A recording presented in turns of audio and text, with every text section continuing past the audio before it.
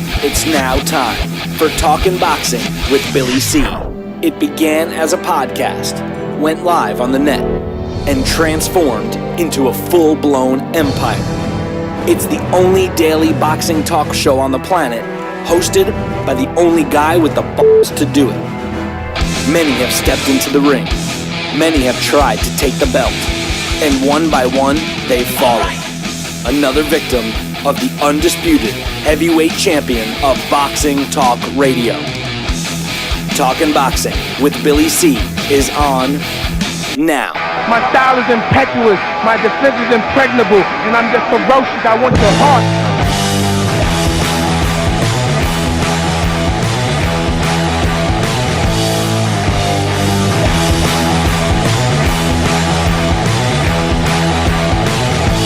Coming to you live from the Billy C Studios in Lake George, New York. I'm Bill Calogero, and it's time for the Billy C Show. Good morning, good day, good evening. Whenever you listen, whenever you're watching, I hope you're doing okay today. Today's show is being brought to us in part by Sal's Neighborhood Pizzeria and Italian Restaurant located on St. Simon's Island in Georgia. Check out the website, www.salsneighborhoodpizzeria.com. Or give my man a call, 912-268-2328, 912-268-2328. Find out why I go all the way to St. Simon's for an authentic Italian meal. And speaking about going all the way to St. Simon's, when I do go, I like to drive. And when I drive, I got to stay at a hotel. I got to rest my tired head. And I only stay at one chain, and that's the Holiday Inn. My favorites, Holiday Inn Express and the Holiday Inn Resorts. But check it out, I can get you a discount. So if next time you're traveling, make sure you stay at a Holiday Inn property and take advantage of a Billy's Hey, Porky, come on, man. Take advantage of the Billy C discount. Just call our toll-free number, 844-603-0364, 844-603-0364. Or just click the banner up on BillyCBoxing.com. You can get the discount there, too. And finally, our show today is being brought to us in part by my book, Tom Molyneux, From Bondage to Baddest Man on the Planet, is available right now where all good books are sold. You can get a copy while you're watching or listening to this show, whenever that may be, by visiting BarnesandNoble.com or Amazon.com. Find out why I'm so adamant about getting Tom Molyneux's story told. And looking for a signed copy, don't worry about it. Just visit our website, BillyCBoxing.com, and click on the book and follow the directions. Whoa, wait, you want more than one copy? Signed? Don't worry. Just drop me an email, Billy@TalkinBoxing.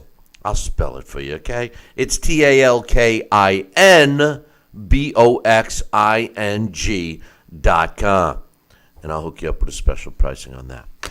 Coming up a little bit later on the show, Boxing Hall of Famer Larry Hazzard. He'll stop by, give us his thoughts on several issues. Alex Papali is going to present this week's Blast from the Past.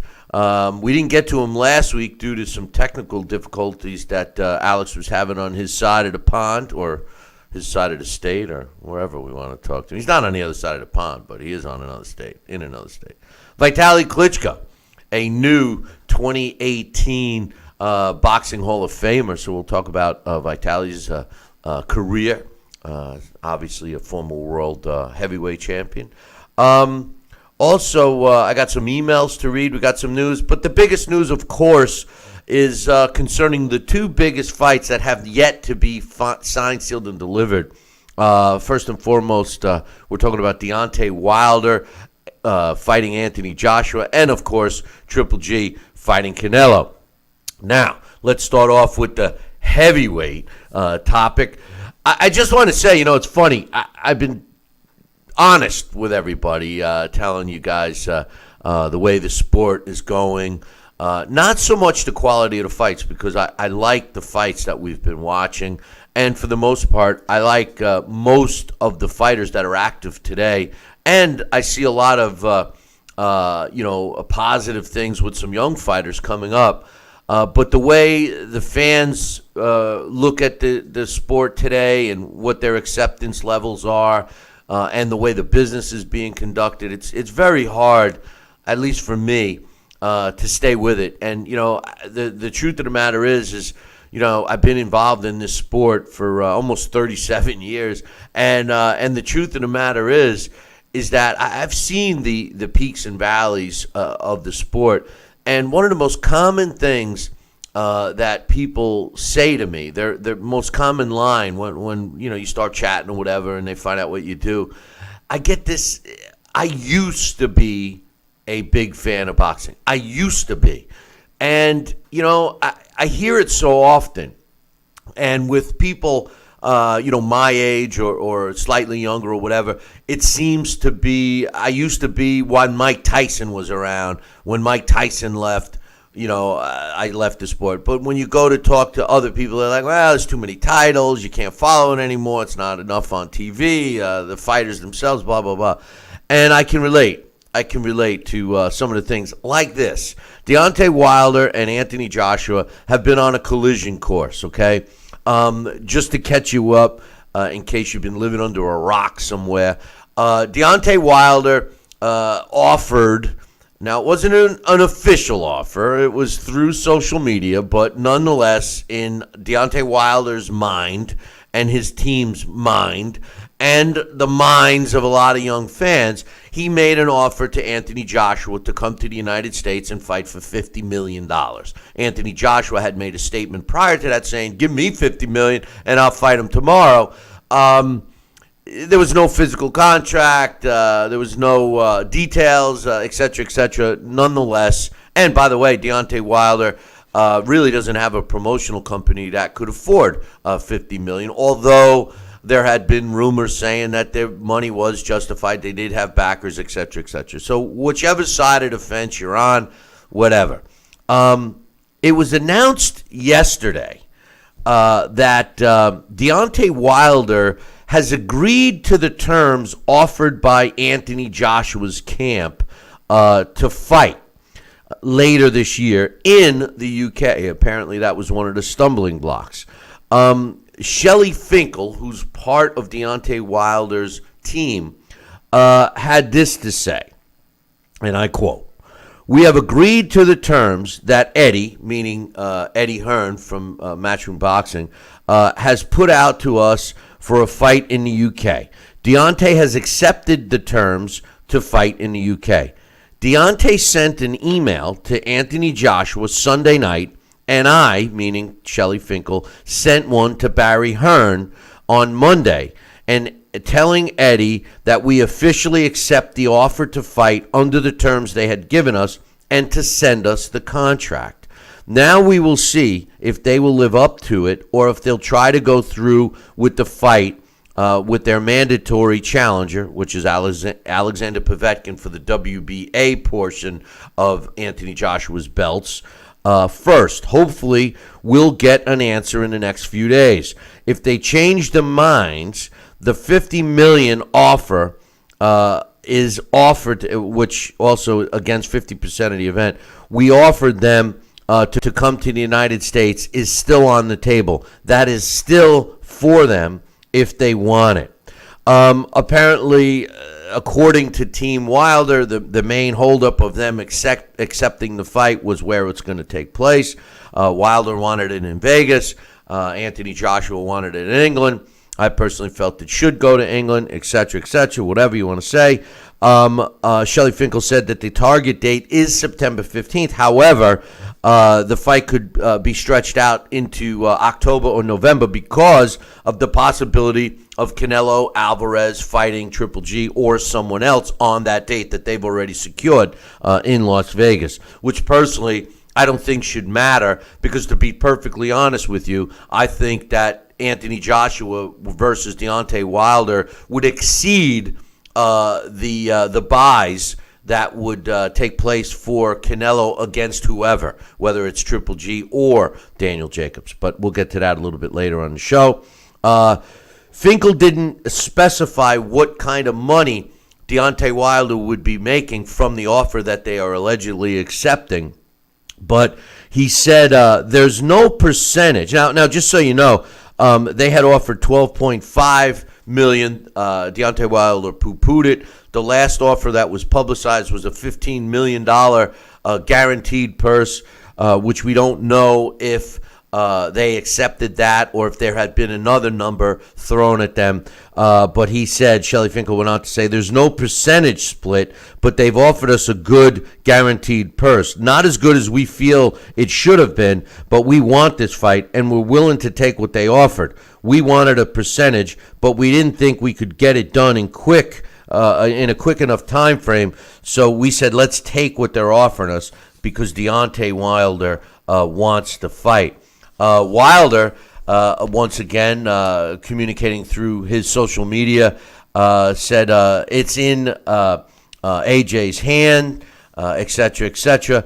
One of the issues that are also being discussed is that Eddie Hearn is considering putting this fight on DAZN, D-A-Z-N, their sports streaming service that they had announced several weeks ago that they signed a long-term deal with, to have this fight on a streaming service, which I think would be stupid. All they got to do is just look at the Terrence Crawford, Jeff Horn numbers to see how that worked for them. And that was a ESPN streaming service. You know, nobody here in the States really knows anything about DAZN, D-A-Z-N. But Las Vegas already has an odds on the fight.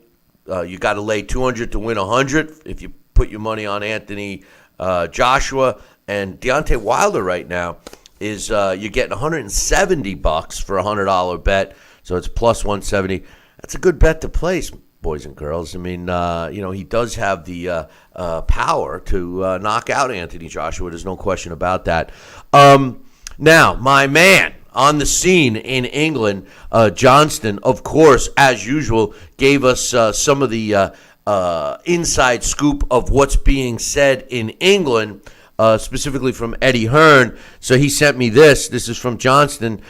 He said, according to Eddie Hearn said, and I quote, the Povetkin deal is done or virtually done. It's extremely close. The Wilder fight is not. But we talk to them every day. It's just a case of we can get this fight done. Joshua would like to fight in September. The Wilder fight doesn't really work for us in September, mainly because of Canelo Alvarez fight. Joshua does want to fight Wilder next. If that fight does get signed, it will take place in October or November. If AJ has to fight Povetkin first, that'll be in September. Then Wilder would have to be after that.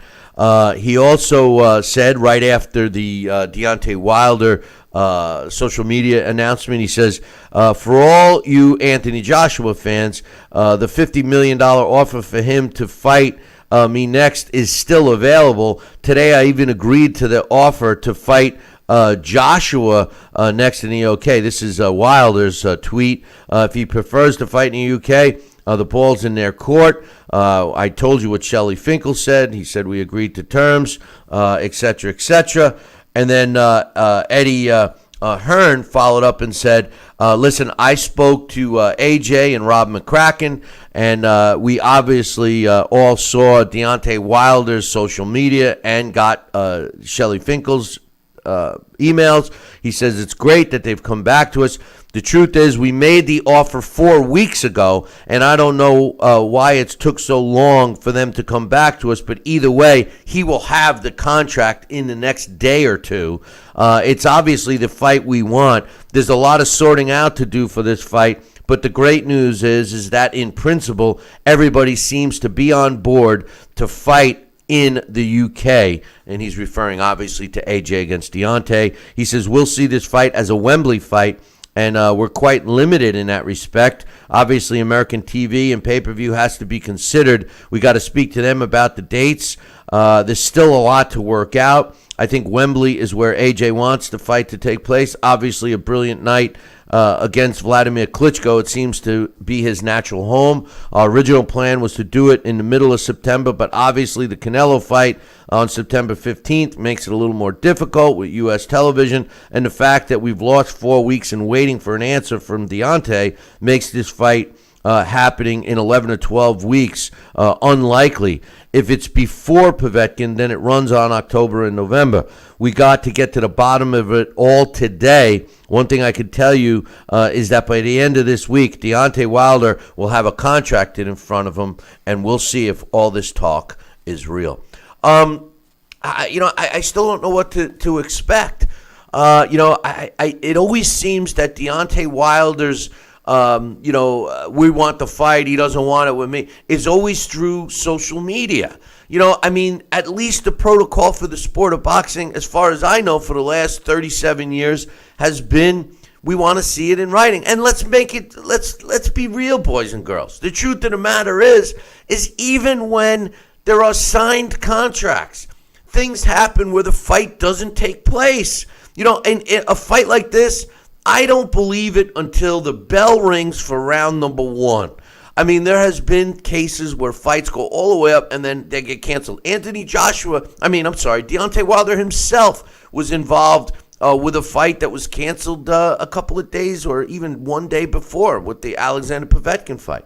The Alexander Povetkin fight, the mandatory that the WBA is putting pressure on Anthony Joshua for, I'm convinced that, Anthony Joshua's team could get the WBA to, let that fight slide concerning a unification with Deontay Wilder. So I'm not buying it. As much as I'm an AJ fan, I'm not buying that they have to fight Povetkin first. I'm not buying it. I think that if a contract is put in front of Deontay and he signs it, there's nothing else that Team Anthony Joshua could say to avoid fighting Deontay Wilder next. Now, whether or not this fight takes place in September or whether or not this fight takes place in October or even November, that's neither here nor there. They do have to take and make some plans for television and, pay-per-view rights, et cetera, et cetera. So all those things have to come into play. But the bottom line is it clearly sounds to me, whether you believe it or not, that this fight is going to happen. And it may very well happen this year. Now, there's also been a lot of talk that, especially from both sides, that not only has Anthony Joshua kind of already have a contract in place with Povetkin, but Deontay Wilder and Dominic Breazeale. According to Breazeale several days ago, he says that our deal's already made. I'm already the mandatory, which it doesn't make sense because the WBC had said flat out that they're not making him a mandatory because in a sense what had taken place is Deontay Wilder had fulfilled his mandatory and he had I think 8 months or 9 months to do a mandatory. So theoretically, if Dominic Breazeale is his mandatory, he would have until towards the end of this year to fight him. So, and like all sanctioning bodies claim, the WBC is no different. They kind of give priority to unification. So, I think that this fight, as much as we all want it, it's down to the nuts and bolts. Anthony Joshua has said many times that he wants to fight. Deontay Wilder has said many times that he wants to fight. At the end of the day, we have to put everything that has transpired between the beginning of the desire for this fight till today aside. And now we say, okay, let's look at what happens from this day forward. All right? There's a contract that apparently Team Wilder has agreed to verbally. Why they don't have a contract? Let me just say this too. When you're negotiating for a deal, at least every negotiation that I have been involved with, the negotiation process starts with a contract. I say, I'm going to offer XYZ. Here it is on paper. You want it? And then the other side might say, well, I like this part of it, that part of it, but not this part. This part I want X, ABC. And they send it back. And they expect the person making the offer to do the modifications and send back a contract. And that's where the contracts go back and forth with modifications. Yes, I like this portion of it. No, I don't like that. That's the way it works. I've never heard where two sides are discussing a contract without a contract. So in other words, they're discussing stipulations within a projected contract. And then when the contract comes, then you have to dissect and say, wait a minute, that's not what I meant. I meant this. You're writing it and it's worded like that. I want it worded like this. And then that takes more time. It just seems funny to me that contracts haven't already been, given. Even Eddie Hearn made the statement, well, we gave him this deal 4 weeks ago. Now we'll make up the contract. I don't understand. So they should have a contract today. They should have had a contract. That contract should have already been made. And, yeah, we agreed to it. Send us the official one. Okay, I'll buy that. I'll buy the fact that here's the items that's going to be in the contract that we're negotiating. Okay, all of this is good. I want this changed. Finally, they say, okay, we'll change it. Send me the updated contract. Fine. Why does it take several days to do it? I mean, when you're talking about the money that's going to be made here, why would it take several days to get that contract produced? Makes no sense. Either way, we'll keep you posted on that. And ironically enough, just remember, on Monday when we did a show, I said we'll be doing a show on Wednesday, and hopefully we'll have an announcement to make on the two big fights.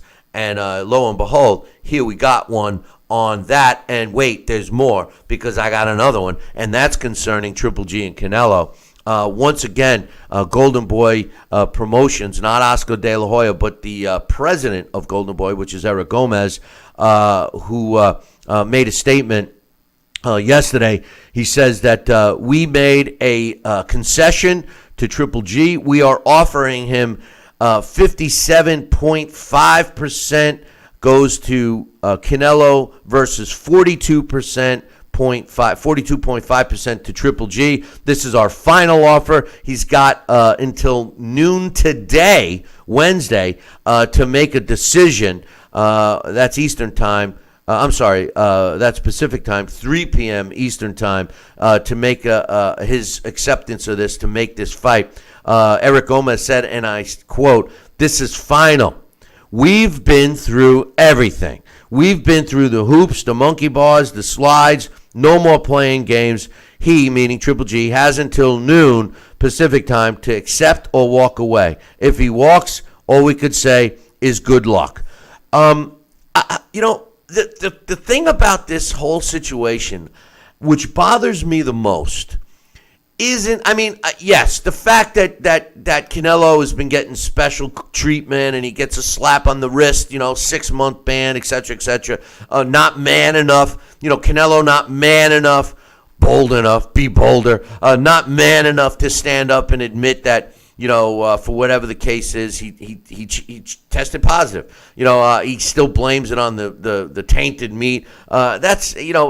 I just can't stand how people today don't hold themselves accountable for their actions. At the end of the day, the fighter's accountable for anything. He should know, regardless of if he wants to play that I'm a dummy game, and I'm not suggesting that Canelo plays that. But, at the end of the day, the fighter is responsible. He's the one that's going to get suspended. He's the one that's going to get fined, etc. He's responsible to know what he's putting in his system, what kind of workout methods, all that stuff a fighter should know. So to keep blaming it on the beef I got a beef with that, all right? But the thing that bothers me the most is the fact that Golden Boy, not only the Prez, Eric Gomez, but specifically Oscar and Canelo, keep turning the tables, and they're trying to paint Triple G as the victim. As the villain, and Canelo as the victim.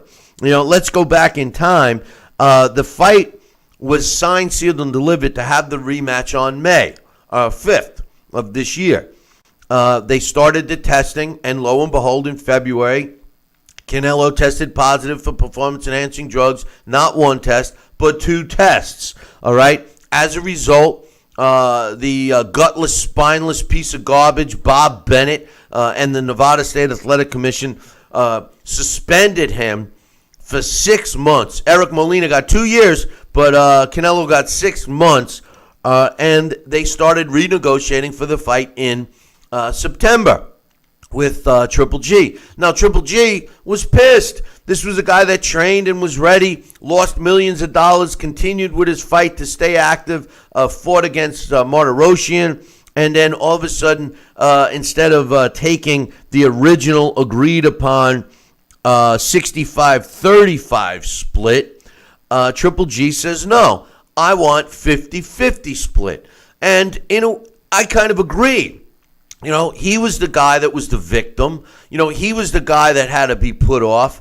It was all Canelo's fault. But no, Golden Boy turns it around, and they make it seem like it's Triple G who's the bad guy. So Triple G says, I want a 50-50 split, which seems fair to me. But they said no. And they offered 55-45, and Canelo, his team offered 55-45. Triple G, against his, recommendation from his own team, specifically his promoter, he said, no, I want 50-50 split. And then that's when Oscar said, forget it, the train left the station, we're going to fight Daniel Jacobs, blah, blah, blah. Well, apparently the train didn't leave the station because their final offer now is 57.5 to 42.5. It's pretty close to the 55-45, but as a matter of fact, it seems a little weird. But the 55-45 was Triple G's counteroffer. Oscar was holding strong to 65-35. I can't see why this fight wouldn't take place at 57.5 to 42.5. 42.5%, 2.5% less technically than what the 55-45 split would be. Get it done. I mean, Triple G could get a moral victory here. Canelo can get a moral victory. Oscar can feel like they still got the better end. All that stuff. Let's get this fight done. Let's take a break. I'll finish in a sec. Billy C will be right back.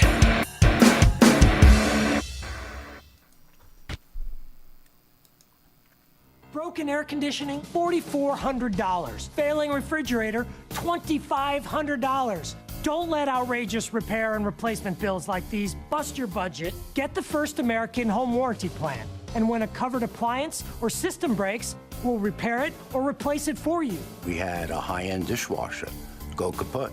They put it in a brand new dishwasher.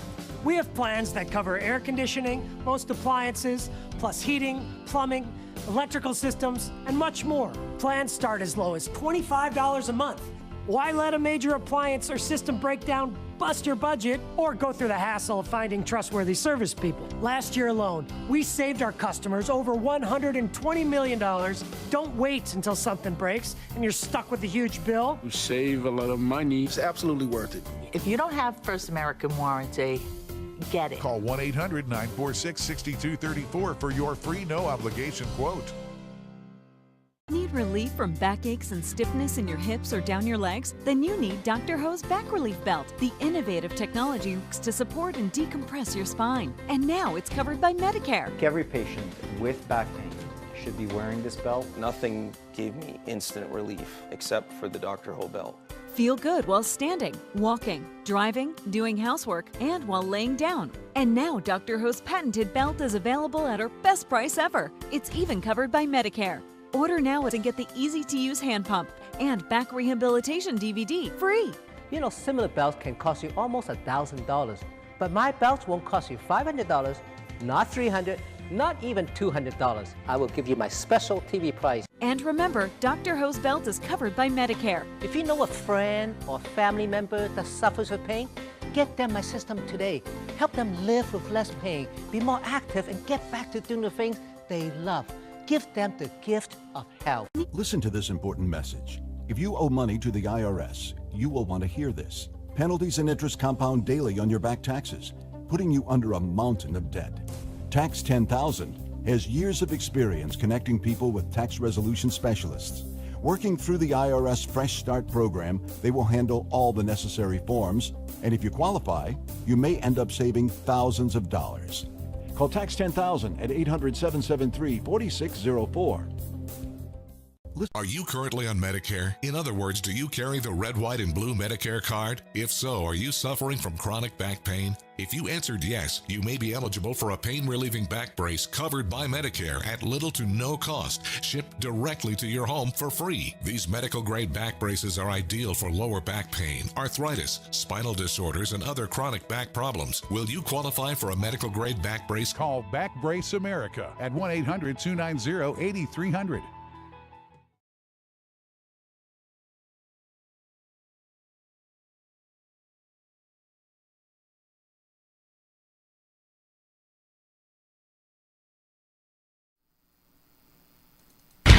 Check out BillyCBoxing.com now, or feel the wrath of the mighty mustache. Oh, that hurts! Why are you doing that to my face? I hate you! That's BillyCBoxing.com. Consider this your warning. Now back to Billy C. Interact with the show at BillyCBoxing.com.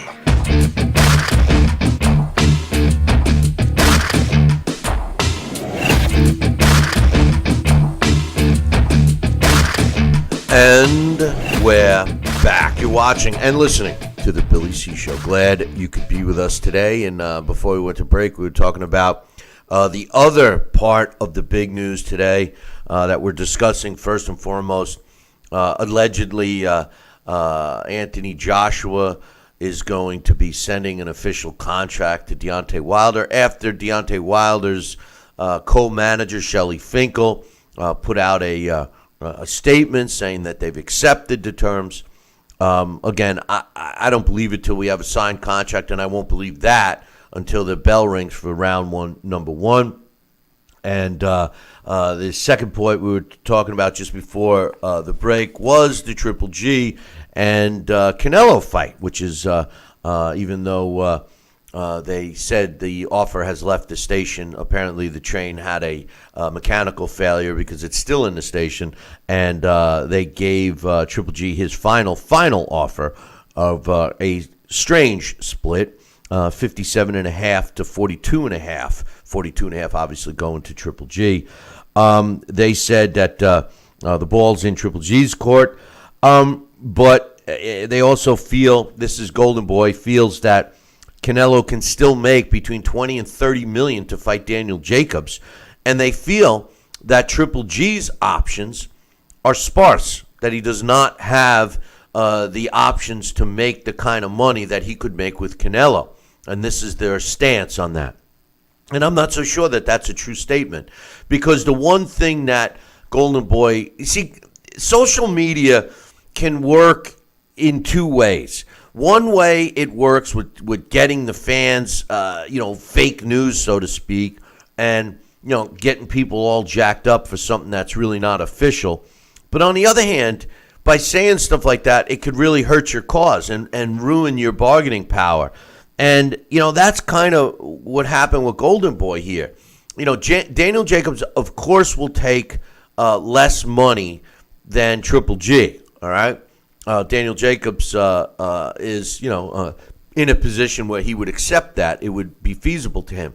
But that doesn't mean he's an easier opponent for Canelo.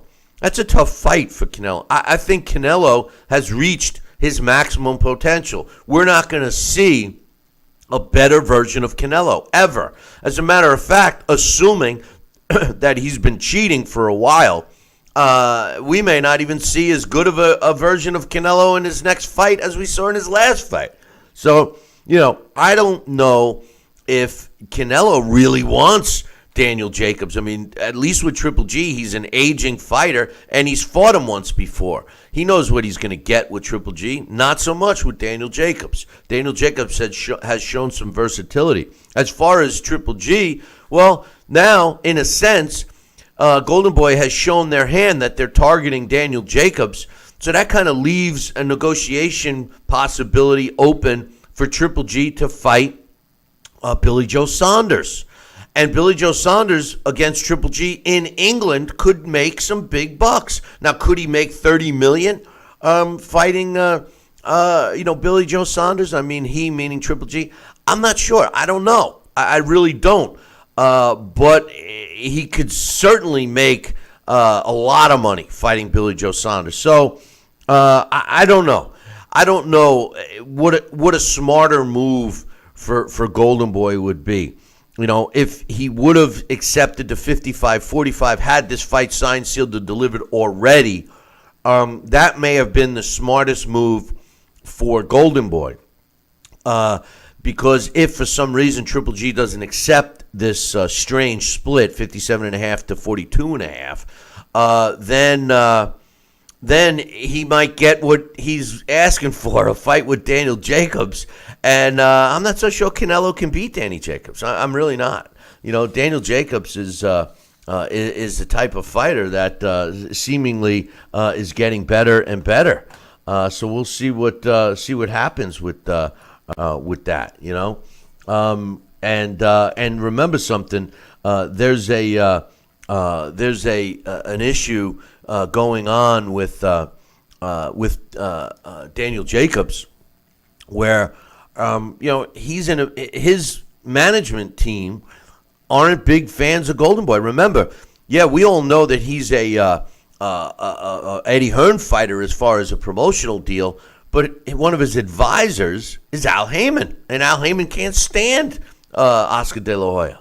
So we'll see what happens with that whole thing.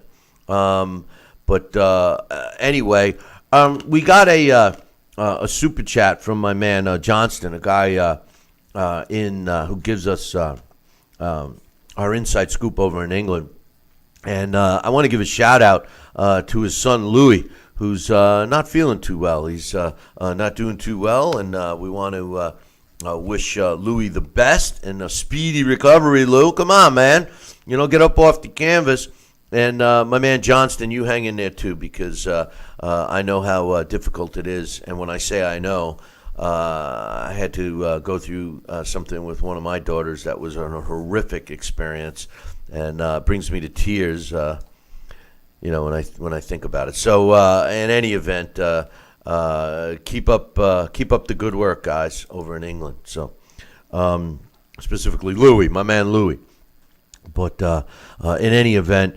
These two fights, Anthony Joshua against Deontay Wilder, and of course Triple G against Canelo. The truth of the matter is they're the fights that this sport needs. One of the big problems with the sport, like I was saying in the beginning of the show, is the fact that we don't get the big fights made quick enough. And this whole theory of the fights need to marinate. It's the same thing with Eddie Hearn. Oh, well, we lost 4 weeks, so, having it in September might not be enough time to put it all together. What are you talking about? I've promoted fights, obviously never on this magnitude, okay? But I've promoted fights, and every promoter will tell you that they've went through the same type of thing. You get a fight date, gets all set up, you start promoting it, and something happens. Whether you have an injury, whether a catastrophe happens with the venue, and all of a sudden a date changes, a fight itself, the main event changes. I had several times where a main event gets changed, and you got to roll with it. You got to make an adjustment. You have to take care of it. That's the business you're in. You're a boxing promoter. To suggest that there wouldn't be enough time. Let's even say that the contract gets in Deontay Wilder's hands. Let's give him till Friday. He gets the contract in his hands on Friday, and let's say that they can't sign it quick enough, and AJ doesn't get it back until Monday. So we're talking about a week goes by. Now you have signed contracts. Are you going to tell me that middle September, first week in October is too soon to put this fight together? Get out of here. Come on, man. This is a fight that doesn't need to marinate. Neither does Triple G against Canelo. That's the one thing that pisses me off. If you're talking about a fight, I'll give you a good example. A fight scheduled for this weekend. Errol Spence Jr. against Carlos Ocampo, right? It's a mandatory title defense for Errol Spence. Does anybody really think that Ocampo has a shot at this fight? I mean, come on. Your record, you are what your record says you are. You know, no disrespect to Ocampo. He's an undefeated fighter. He's never fought anybody like Errol Spence. He hasn't even fought anybody close to Errol Spence. You know, so, I mean, this fight's not going to be a challenging, competitive fight. No way, shape, or form is it going to be competitive. You know, they should have been marinating that fight. They should have been promoting it and getting it out there and trying to drum up some interest, because most of the people feel the way I do, that it's not going to be a competitive fight. But when you have a fight like Triple G against Canelo, a rematch after a controversial draw, which most people that have half a brain all feel that Triple G won that fight, okay? And the other big fight in the most important division in the sport of boxing, when you have Triple G against Deontay Wilder, you really think that fight needs, 15, 16, 20 weeks of promotion to make it successful? Come on, man. That's a smokescreen. That's once again a promoter trying to take advantage. All I could say, boys and girls, especially to the younger fans, just look back in your memory banks and consider this. Floyd Mayweather against Manny Pacquiao was a fight that we wanted at least, most people say 5, but let's give them the benefit of the doubt, 3 years prior to when it actually took place. At least 3 years. A lot of people say 5, and I wouldn't argue much with them, but I'm trying to be fair. Let's say 3 years, all right? Was the outcome good? Did both fighters make a boatload of money? Did they get a lot of pay-per-views? Yes, to all of those questions. But did we, as the fans, get treated to a fight that we expected 3 to 5 years earlier? Absolutely not. It was anticlimactic. It turned people off against the sport again. It made people swear they would never pay for a fight again, etc., etc., etc. When a fight is hot and when people want it, that's when the fight has to take place, because then it keeps the doors open for other fights with these same combatants. You could have a rematch if the fight was good. So what you end up with in the Pacquiao-Mayweather situation, nobody wants to see that fight again because the first one was so bad. Make the fight happen. Make it happen when the fighters are in their prime, when they're at the peak of their careers, when they're in the upswing with publicity and public notoriety. Take it then. Then, depending upon the fight itself, you could cash in more by having a rematch, or if there's something else that goes on that would add some flavor to it. That's what you do. There's no sense in marinating. Listen, we're going to take a short break. When we come back, we're scheduled to have Larry Hazzard join us, so don't go anywhere. Billy C will be right back. Relief from backaches and stiffness in your hips or down your legs? Then you need Dr. Ho's Back Relief Belt, the innovative technology to support and decompress your spine. And now it's covered by Medicare. Every patient with back pain should be wearing this belt. Nothing gave me instant relief except for the Dr. Ho belt. Feel good while standing, walking, driving, doing housework, and while laying down. And now Dr. Ho's patented belt is available at our best price ever. It's even covered by Medicare. Order now and get the easy-to-use hand pump and back rehabilitation DVD free. Similar belts can cost you almost $1,000, but my belts won't cost you $500, not $300, not even $200. I will give you my special TV price. And remember, Dr. Ho's belt is covered by Medicare. Hey, fight fans, check out KOFantasyBoxing.com. KO Fantasy Boxing is boxing's only trademarked fantasy game. Check it out, www.KOFantasyBoxing.com. Select your own gym, your own fighters, track them through a season that can last from 3 months to a year, depending upon which league you join. You got to check this out, man. www.KOFantasyBoxing.com. Join it today. Again, www.KOFantasyBoxing.com, and tell them Billy C sent ya. The one, the only, Don King. Makes me feel good, Billy, to have you, the '1 show in the country, talking boxing with Billy. So I invite each and every American that's listening to this great show to tune in, because we want you to be there with Billy and me. Now back to Talking Boxing with Billy C., the only radio host man enough to take a punch from Mike Tyson. Wait a minute, man. Hold on there. Jeremy, man, I need you to take this one, all right? Wait, what? No way. I can't can't do this. Need I remind you I'm Billy C, damn it? Now put on that mustache and get in there. Hey, look at me. I'm Billy C. Crap.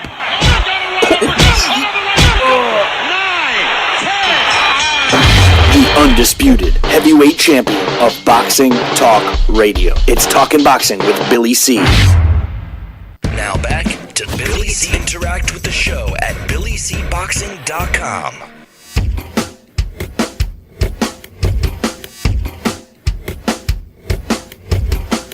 And we're back. You're watching and listening to the Billy C. Show. Glad you could be with us. And speaking about being with us, joining us right now is Boxing Hall of Famer and New Jersey Boxing Commissioner Larry Hazzard. Good morning, Larry. Morning, Billy. How you doing? I'm doing well, my man. I'm doing well. Bunch of stuff to chat with you about. Let's start with the big news, part one.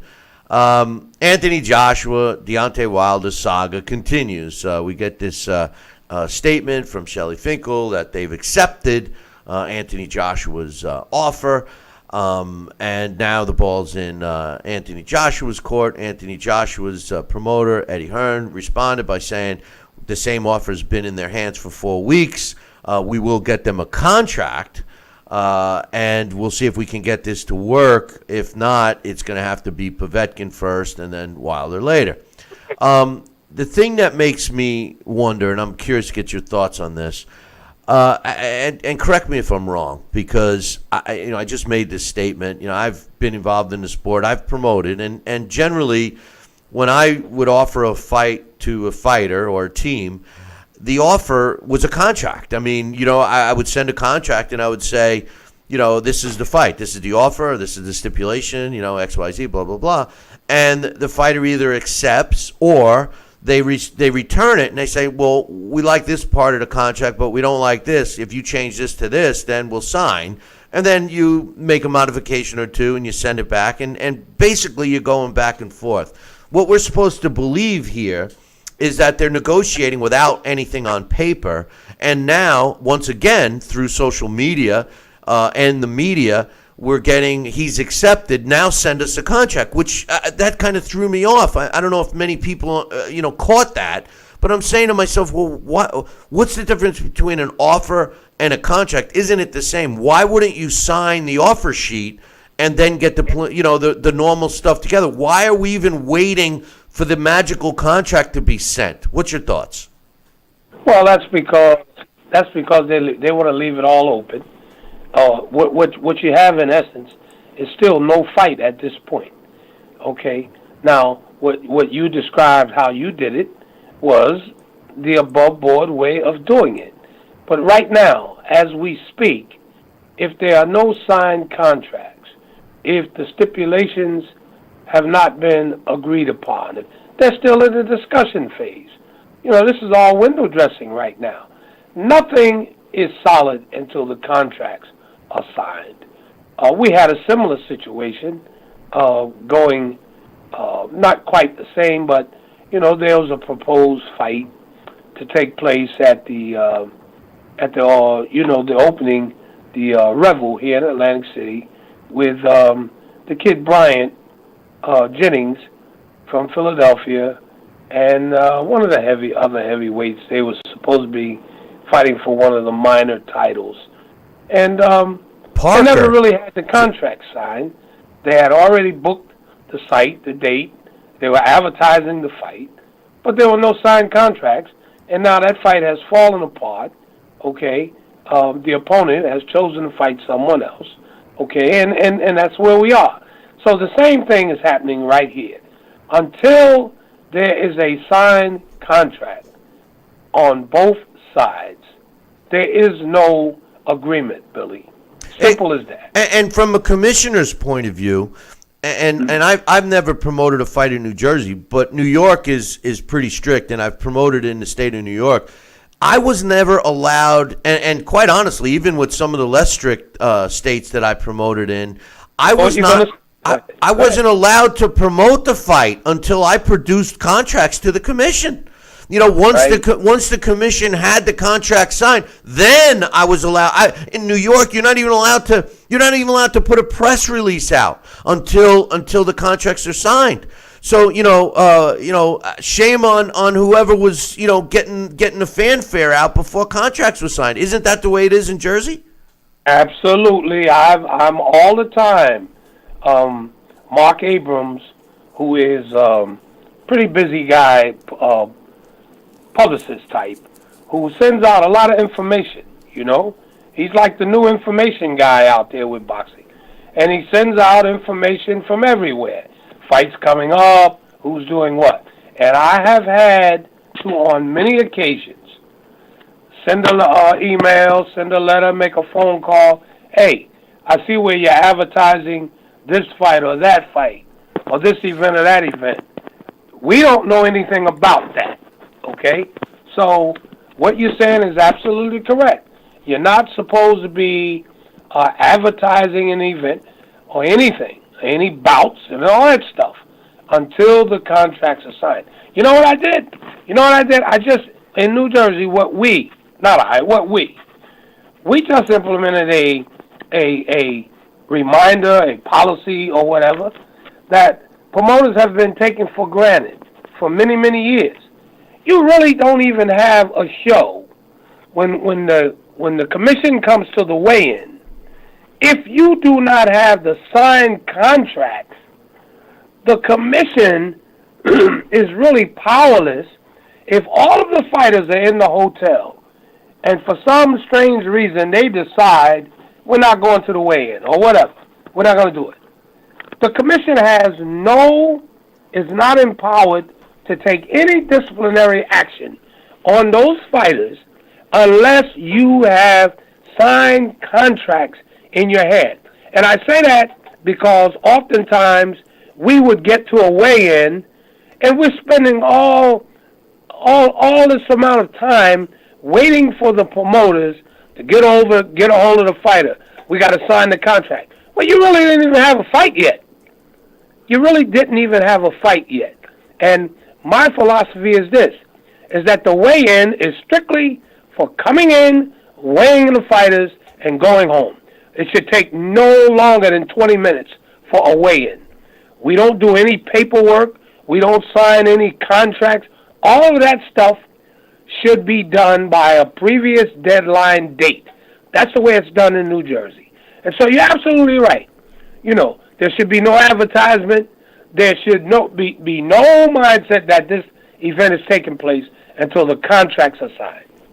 And, by doing so, it actually protects the fighters, the promoters, the commission, and it makes sense. And you're right. With the advent of the internet and how instant, news spreads around now. I mean, we all talk about it. Years ago, we all waited for the newest issue of Ring Magazine to see where the standings were and read up on the fights that took place outside or whatever we could see locally. That's all. Those days are gone. Magazines, even newspapers are becoming something of the past. Somebody says something, and seconds later, the world knows about it. So, it's no different when you're trying to promote a fight. And that fight that you were talking about, shame on Dan Raphael, because Dan Raphael, who I personally don't particularly care for because I don't think that he knows anything about boxing, really. I just think he's a very good writer, and the credit I'm going to give him is normally he's a thorough writer. This is a guy who, will uncover the specifics of a contract and fights and et cetera, et cetera. Never technically, you'll never hear anything technical about a fight from him, but factual stuff, he's usually dead on. And he was the one that reported the Joseph Parker fight, and then made it sound like it wasn't his fault. Again, just another person not holding himself accountable when really he jumped the gun on that one. He should have. Normally, the guy never does. I think that was really, in all honesty, to give credit what credit's due, I think that was the first time I ever recall him putting out a story that was not 100% true. So, and then the very next day, you hear that. The other fight, Joseph Parker fighting the other kid from England, instead. So It is what it is. But this negotiating through social media, it's I hate to use the term because it's used so much, but it's fake news, and they're taking advantage of it. And it's unfortunate because there's a generation or two, maybe three, of fans that buy into this, Larry. So now you're battling, you're in a lose-lose situation, it seems, Yeah, and it only adds to the whole stigma of unprofessionalism in our sport. It's just unprofessional to do it. That's the way I look at it. It's not only fake news, but it's just an unprofessional practice. And we just have to cut it out. The guys, they have to stop that because you're misleading the public, and you're disappointing a lot of fans who will be looking forward to events that really are not even going to happen. One of the last things I want to mention about this particular fight before we move on is, Eddie Hearn made a statement like, well, they waited 4 weeks before they agreed to our terms, now we'll get the contract, etc. But we don't know if we have enough time to put this together for September time frame or even October. For a fight of this magnitude, it takes more time. And I'm saying to myself, no, I don't think it does. Maybe a fight, and I used the one for this weekend with Errol Spence, maybe they should have taken more time to promote that fight because no one thinks it's going to be competitive. But a fight like this between, Anthony Joshua and Deontay Wilder, the two top heavyweights in the world, in the heavyweight division, a fight that the fans have been clamoring for well over a year, I don't think it's going to be hard to sell it. I think it's a matter of when is it and where is it? We're there. You know what I mean? I mean, to suggest and to try to, start the ball rolling with, oh, geez, it's going to take us 3 months to put this together. I don't see it, especially if the contracts are agreed. You would think that the other ducks would be lined up, So what's your thoughts on that? Well, it makes me think that there's still some doubt on Hearns' end where he wants to still dilly-dally around with this situation. Because like you say, this is a ready-made fight, man. This is not going to take any hype. Everybody's just waiting for the date, the time, and the place. That's all it is. So to me, that's all bullshit about, this is going to take some time to put that fight has already been put together.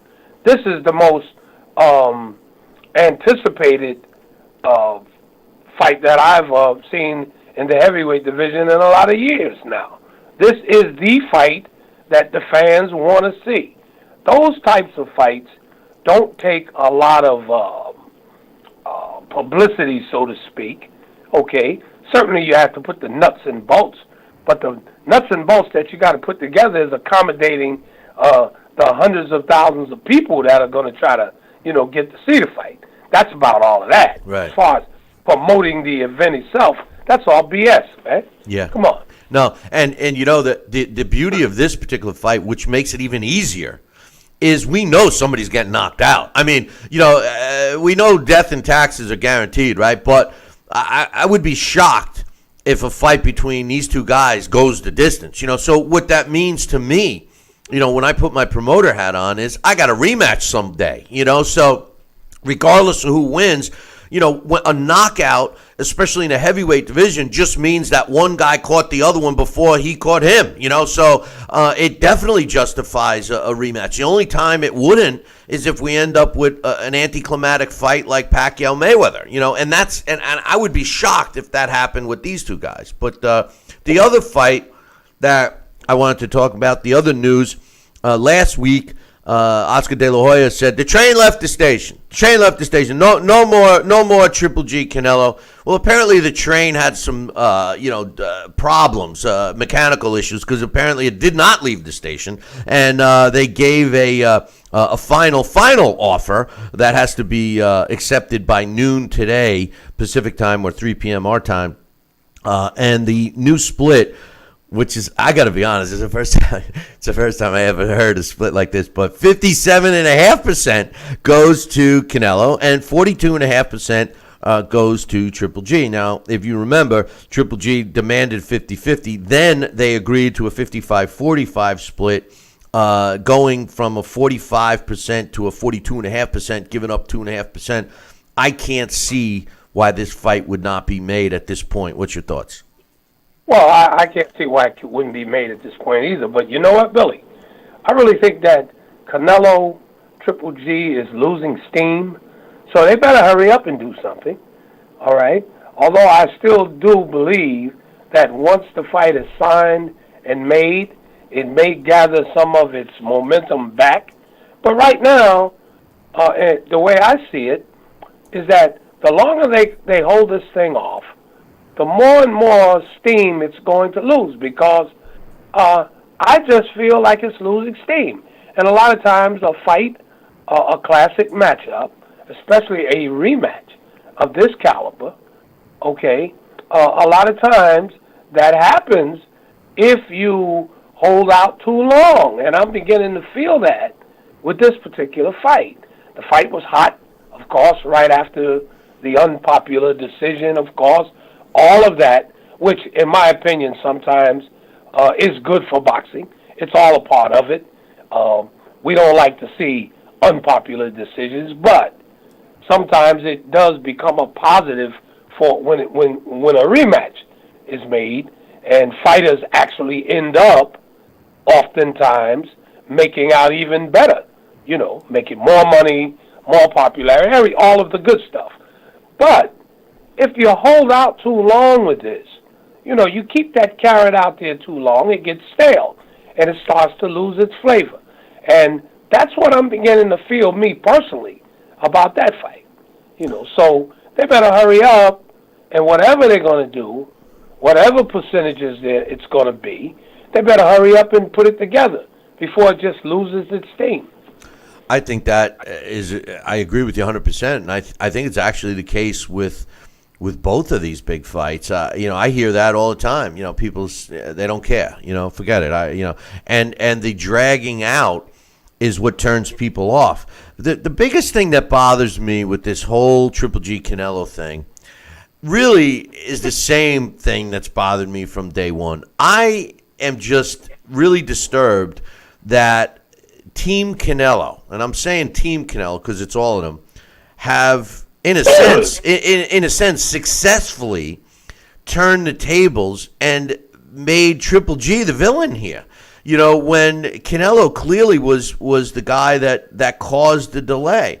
And, like, for an example, Eric Gomez said, and I quote, "This is final. We've been through everything. We've been through the hoops, the monkey bars, the slides. No more playing games. He's got until noon today," meaning today, "to walk away. If he does, good luck to him." I don't understand how anybody, let alone a fighter with the public appeal that Canelo has, can get away with being the villain and turning the tables to the other guy to become the villain and be successful at it when he was the guy that caused it all himself. Again, not holding himself accountable, blaming the tainted beef. Well, and a lot of that, too, it's the norm of society now. It's always the other guy's fault. It's what I call the old sidetrack bullshit, which I refuse to engage in myself. Oftentimes, when it's clearly the other person's fault, when the other person gets caught with their hands in the cookie jar, when the wrong is done by the other person, there's this tendency to not be accountable for what you've done, not to apologize, not to do all of the right stuff, but blame the other person, blame society. This is the age at which we live, and everybody buys into the bullshit. And if you got a good rap, if you know how to really rap, you can turn the tide, and that's what they've done. That's what Oscar and his team has done. They have turned the tide. Everybody's forgotten that it was Triple G who ate the beef. Okay, it was Triple G. No, Canelo. Triple G. I'm sorry. Yeah. That it was Canelo who ate the beef. That it was Canelo who came up dirty. Okay. That it was also a fight at which everybody thought that Triple G won. Most people. Okay. They have successfully turned the tide. So, these guys are good at what they do, and that's what has happened. Me, personally, I think that Triple G should tell them all where to go and keep moving. That's what I say. I would have done that a long time ago. I really, because contrary to what Golden Boy keeps pumping out there, I think the only fight for Canelo at this point, money wise, is Triple G. Same for Triple G. That's right. He needs Triple G. Right. But they make it appear as though Triple G needs him. That's my whole point. They give him credit. They're successfully turning around. Hey, my man Johnston gives us a super chat. He wants to give a shout out to you, Larry. He says, straight talking Larry Hazzard. So, and that's, of course, I can't argue with that. That's why we love having you on. Let's talk about the fights from last week real quick. First and foremost, I don't know about you, my man, but Terrence Crawford, this kid's a real deal. I mean, I have a hard time, with this whole pound for pound rating. I have a hard time distinguishing the number one. It's either Terrence Crawford or Vasily Lomachenko, and I'm okay with having it a tie because, both these guys good. Terrence Crawford, in my opinion, he does it all, man. I mean, he's hard to hit. He's got a mean streak in the ring. He engages. He finishes. I mean, this guy, the worst thing about this fight, in my opinion, Larry, was the fact that Bob Arum put it on ESPN Plus. I think that was a terrible thing to do to Terrence Crawford, because Terrence Crawford is the type of fighter who needs as many sets of eyes on him as possible. By putting it on a new source like ESPN Plus, even though it's ESPN, it still is a new streaming service, and I don't think that the numbers were justifiable for Crawford. I think on a regular cable network, he would have kicked some butt, and not only that, it would have created more value for Crawford. I almost want to say, and I already said it earlier this week, that Bob Arum is keeping Terrence Crawford's value from going up, and if I'm Terrence Crawford, I got a problem with that. What's your thoughts on that, and of course his performance? Well, you stole my line there, because I was hoping we talked about that. I'm like, what the hell is this ESPN Plus? How do you put Terrence Crawford on something like that?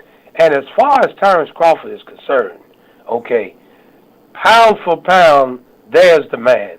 You know how I feel about Sugar Ray Leonard, man. But this guy is the second coming. Hey, Ray, you still my man, bro, but, hey, you got to move over a little bit, man, because this guy is coming. Yeah. And every chance that he can get, this guy should be seen on national television, pay-per-view or whatever, okay? Because Terrence Crawford, now I saw where Arum is promised that if he wants to fight 3 or 4 times a year, they got the dates and all of that. Well, hey, man, get them dates, because this guy, with the type of performances he's turning in and with the skill set that he's got, hey, listen, man, this is in many ways, man, I see this guy almost like Ali when he was coming. Because this guy, this Terrence Crawford, man, he is head and shoulders above everybody else, including, in my opinion, Lomachenko. This guy is number one. And now, they better move over up there in the welterweight division, because he's getting ready to take that over, And so, I think, too, I don't know, Bob, whether it's age or whether you have some other plan, but I think that you're doing him a disservice by putting him on new upstart networks and all. But I don't know. Arum's been a genius at promoting for many, many years. But, hey, I want to see Crawford as much as I could see him, because this guy is a fantastic fighter. Believe me. Well, I think the theory was that the people that love him are going to subscribe to see him. The problem is he's not a household name like he should be. And, the only blame you put on fighters of his talent level, because obviously his performance, all you got to do is watch this kid once and you fall in love with him, right? Well, it's lack of exposure. And that falls on the promoter's shoulders, and I'm convinced that Bob Arum is purposely preventing it, even though that he makes money from it, the demands from Crawford would be higher if the numbers were there. It's similar to, Canelo and Triple G, et cetera, So I think it's a mistake. Now, as far as the money in the pocket, the direct service with eliminating the distributor, the television distributor, so ESPN and Bob Arum are making a bigger cut of the pie than they would if it was a standard pay-per-view or on a cable network. But, I'm looking out for Terrence Crawford. I'm looking at a guy that, has the ability, and like you say, to be one of these names in the same breath as a Sugar Ray Leonard. I mean, Bob Arum actually compared him to Sugar Ray. And I think that the only hesitation is the lack of knowledge from people knowing about him, and they're not going to find him on a, brand new upstart. It's like the same thing. They're talking about the possibility of putting Anthony Joshua and Deontay Wilder on that new streaming service that we don't even have in the United States yet, that DAZN, which would be a stupid move, But anyway, Larry, I got to go, but one more question. Leo Santa Cruz against Abner Mares. I mean, for anybody that watched that fight and wasn't entertained, they're either really not alive or they're definitely not a boxing fan. What's your quick thoughts on that fight? Oh, that was a great fight. And you know what? It's the small incentives that also, I think, motivate fighters. Small things that you overlook, like these two guys were really fighting for the, who was king in L.A. You know what I mean? Right. And they bought into that. And they went out there and poured their hearts out, man. And that was a hell of a fight. And I think Santa Cruz, he shone through. I mean, he used his height, he used his movement. You could see the edge that he had from round one. But I thought it was a tremendous fight, man. And like I said, they had the crowd behind them. The build-up obviously was one of those types of build-ups where these guys really came in feeling like they were fighting for something. It wasn't a world title, but to them, it was possession of Los Angeles, and that's the way they build it up. And it showed in their performance. So, I mean, that was a very entertaining fight, and I enjoyed it very much. The funny thing about that was Santa Cruz was the WBA's super world featherweight champion, and Abner Mares was their regular old WBA featherweight champion, and then the WBC wanted to throw their diamond belt into the mix. So, but you're right. I think that the biggest achievement that they were looking to get was the bragging rights of L.A. And one other thing, I know I'm over my time here, but one other thing, Leo Santa Cruz, and we've talked about this a lot, he's got that really bad habit of spinning his glove, doing with his glove back and forth before he delivers a punch. Obviously he can't break that habit. I just feel that if he possibly could, he would be so much more effective, even though he's effective now, because he loses that split second when he's in his delivery of the punch. And then not only that, I picked up another one. He, with his other hand now, he's tapping his waist. He's tapping his belt line. So I mean, this guy's got a lot of hitches in his delivery of punches, but yet he's still effective. I mean, there really is no way to break that habit at this point, don't you think, or is there? Well, I mean, I don't know. I mean, they need to, because you make a very good point in that. I always look at boxing and hand speed and things of that nature. I compare it to the sport of track and field, sprinters.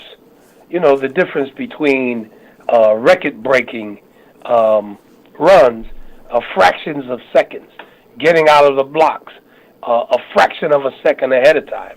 It's the same thing with the delivery of a punch.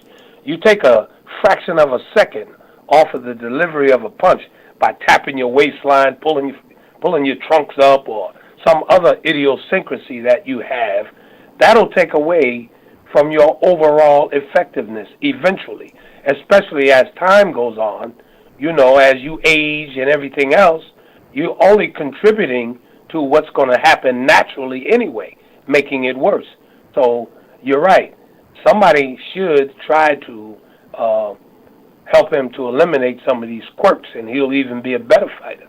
Yeah, but then again, somebody might be saying, hey, if it ain't broke, don't fix it. He's doing well, so who knows? Well, that's true, but you got to always be looking for improvement. So in baseball, in baseball, a lot of times you'll see a young hitter develop what they call a hitch in their swing, and it's a timing mechanism, and it's great till you get to a certain level where that's like exactly the analogy you gave. That fraction of a second is the difference, and you're right, not that he hasn't faced top-notch opposition. But, you get into a fight with a quality fighter, not that he's going to, obviously the weight classes are different, but a guy like a Terrence Crawford or a Lomachenko level guy, and that fraction of a second is going to haunt you, So, yes, absolutely. But anyway, Larry, great chatting again, and we look forward to next week, brother. Okay, Billy. Same here. All right, take care. Okay. That's, as Johnston said, straight talking Larry Hazzard. We're going to take a short break. When we come back, this week's Blast from the Past will feature newly inducted Hall of Famer Vitali or Vitali. Alex will correct me on that. Klitschko. So don't go anywhere. Billy C will be right back. Part of the Billy C Boxing Network.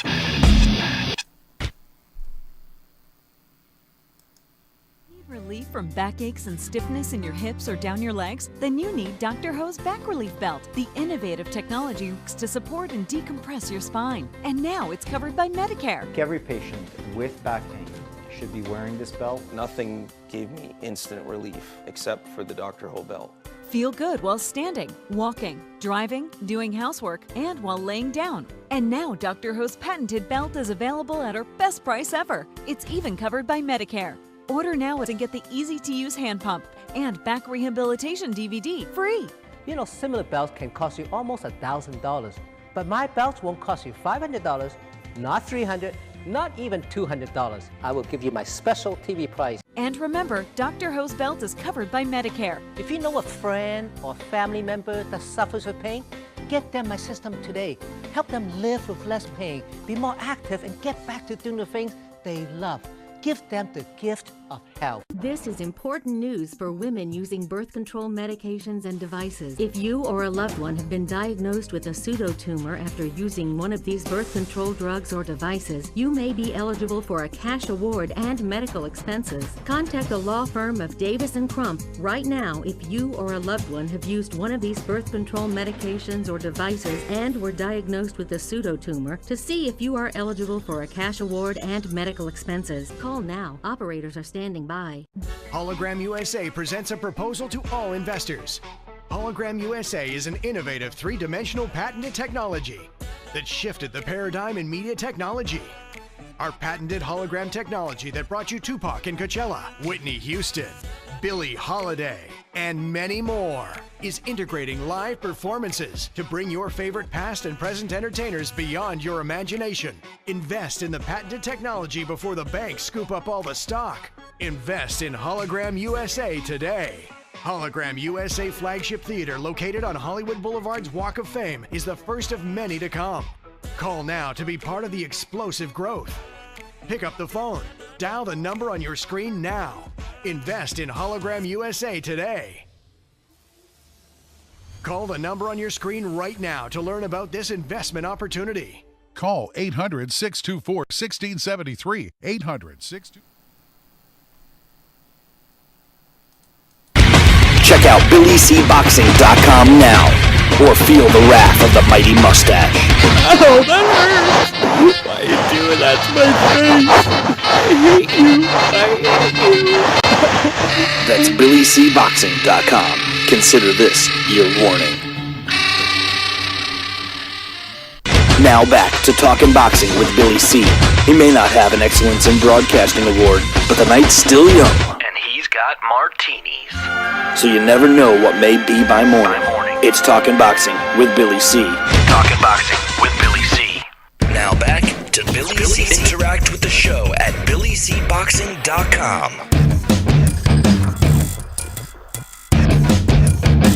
And we're back. You're watching and listening to the Billy C Show. Glad you could be with us.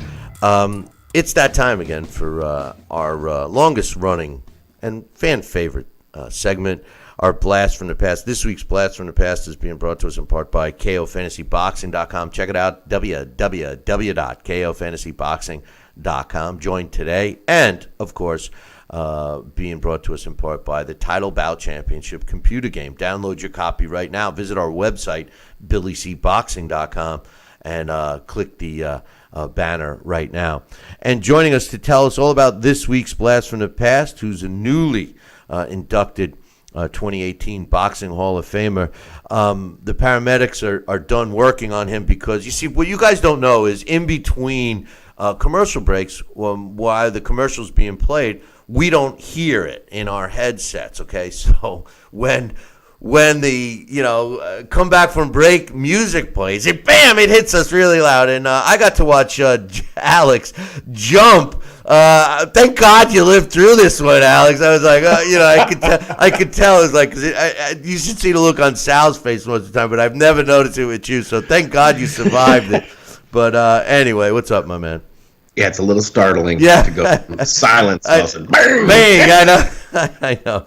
Vitaly, how do you say it? I think it is Vitaly. Oh, okay. I don't know. That's a good question. I'm pretty sure it's Vitaly. I think that's what they've always kind of come back to. So the guys that don't have pronounced names always call it Vitaly? Yeah. Okay. Yeah. Well, Vitaly Klitschko, tell us about this guy.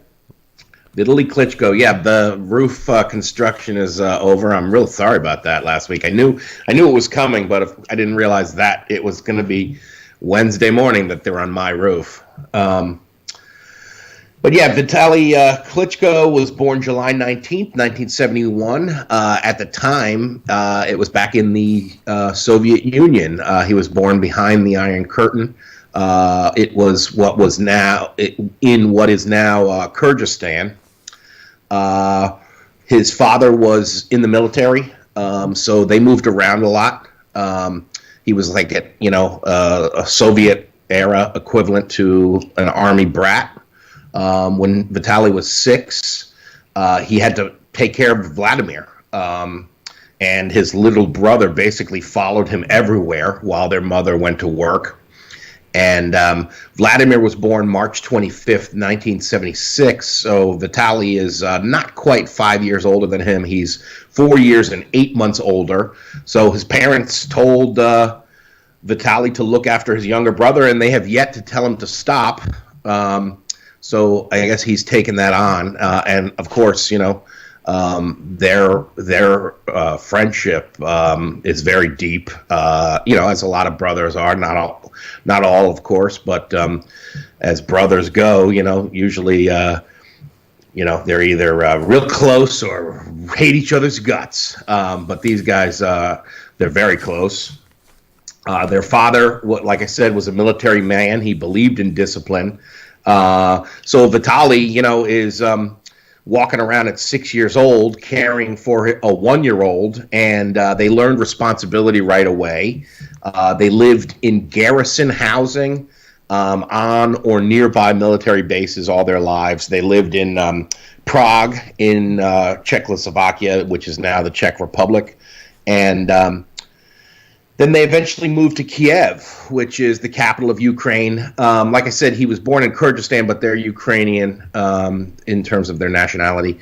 And they lived in a little place in the garrison housing there in Kiev. They lived in pretty humble beginnings there. They lived 5 people to a 1-room apartment.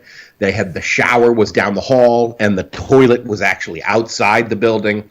But it was in that little humble living space that Vitaly first strapped on the gloves when he was like 15 or 16 years old in the hallway. And he said, "Come on, Vladimir, I'm going to show you how to box." And Vlad was like 10 or 11. And so that's, kind of where they started. He did cause a little bit of trouble with the other Army kids. They caused, there was bloody noses, and one thing they used to do, Billy C, that I thought was a little interesting is they would steal live ammunition and like hide it in their house and stuff. And that sounds like a potentially dangerous little fun little thing for young men, adolescents to get into. Let's hide mines around the house. Yeah. I mean, some kids play with GI Joes. They played with live mines and grenades, right? But those little Ukrainian / Russian boys, they're just having some fun. But when I think of Vitaly Klitschko, you look at. You have to put in perspective, because if somebody just looks down the names of his resume, you have a tendency to think of these guys after their careers were over, so to speak. But guys like Vaughn Bean and Larry Donald and Kirk Johnson and Corey Sanders and even Danny Williams, Samuel Peter, Chris Arreola, all fought Klitschko in their primes. And if you go back and take a look at when they fought them, their records, et cetera, these were, legitimate guys at the time. Now, when you fast forward and you see these same names popping up over the last handful of years, they were at the end of their career, and you may not give the credit where credit was due with the time that Klitschko, Vitaly Klitschko fought them. And, the one thing that I can't follow, you can follow the whole rise and fall of Klitschko winning a title, then losing it. The Lennox Lewis fight, which was a famous fight. I'll never forget the cut on his cheek, that which caused him to not be able to continue. Then his absence from the ring for almost 4 years, but he was regarded as the champion in recess and came back out of retirement and beat Sam Peter, who everyone thought was going to beat him. I mean, talk about ups and downs in his career. But the one thing I can't follow, and the only reason why I bring him up, is because I happen to have promoted his first fight back, and that was Oleg Moskayev, because Oleg Moskayev fought under as the main event on one of my cards. And then he eventually became the WBC champion. And he fought on my card, I believe, in 2002 or something like that, around that time. And then the closest WBC champion was Lennox Lewis when he fought on that in 2003. Do you remember when he picked up that title and who he lost it to? Did Moskayev lose it to Lennox Lewis? I don't remember him fighting Lewis. No, I think it might have. This was also the era where Hasim Rahman and James Toney were in there, and I think that might have been, because that's how Sam Peter ended up with the chunk of the title. Well, actually, I'm not sure if he had the title or if it was considered an eliminator. Let me double check. No, he had that. He was the champion. He was the champion. Yeah, but what it was that was returned. Yeah, right. Because what it was that the WBC said that they labeled Vitaly Klitschko as a champion in recess. He had some injuries, and he was given a fast track to whoever was the champion when and if he decided to come back. 4 years go by, almost 4 years, and he got a fast track to Samuel Peter, and then started his last reign as a champ. Yeah, that's what I think is kind of interesting about him. Injuries do sort of punctuate his career, but that was one of the things that I thought was interesting, was that Vitaly was the one who things came more naturally to Vladimir. He was the one who was more athletic. One of his early trainers said that it was like Vladimir was made out of clay and Vitaly was made out of stone. Everything that you had to do with Vitaly took a little more work, but once he got it, he really got it. Whereas Vladimir was easier to mold. But the early trainers that Vitaly had said that he was awkward, but they were both very athletic kids. They were into Bruce Lee and Chuck Norris. At the time, we're talking the 80s, kickboxing was banned in the Soviet Union. And one of the things that had a major impact on both Klitschko's lives, the whole family really, was the Chernobyl accident. In April of 1986, the Chernobyl nuclear reactor had a massive accident over two days. There was a steam explosion and then a nuclear fire in the reactor. And their father, who was part of the military, was part of the cleanup. He ended up getting cancer for his efforts, and he's no longer with us. Many of the people that were part of the cleanup did not survive because of their radiation exposure. But the Klitschko home, that little garrison apartment, was very close to Chernobyl. It was actually in the flight path of the choppers that were pouring lead, just like they do with forest fires. They would pour lead onto the reactor fire in hopes of, quelching the radiation. And then it got to the point, after a couple of weeks, the authorities were like, yeah, this is a worse accident than we said. Let's bust the children out of here. So they actually, thousands of the kids in Kiev were evacuated.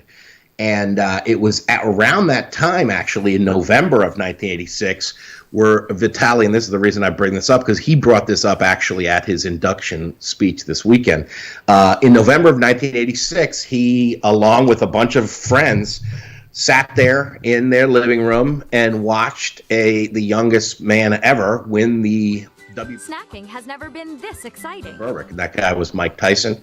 And Vitaly made a pledge right there in the room with his friends that he was going to one day be that, hold up that green belt. And his friends thought he was nuts, and they made fun of him quite a bit.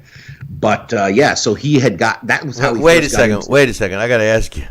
The hell kind of friends? What kind of friends did he have that were able to make fun of him? I mean, were they? Well, he was only 16. I know, but he still had to be. At 16, he probably still was 6 foot something, right? Yeah, I mean, come on. He was a kickboxer. He was a 90-kilogram kickboxer. Yeah. So yeah, I wouldn't mess with him. God, I want to know who his friends were. Jeez, you hung around with a tough crowd. It was a tough crowd, I'm telling you. And that was the thing, is they were sort of doing like underground kickboxing because it was illegal. But then in '89, the ban was lifted. And because this was the perestroika age, and of course, right around that time, the Iron Curtain came down. So a lot of things changed.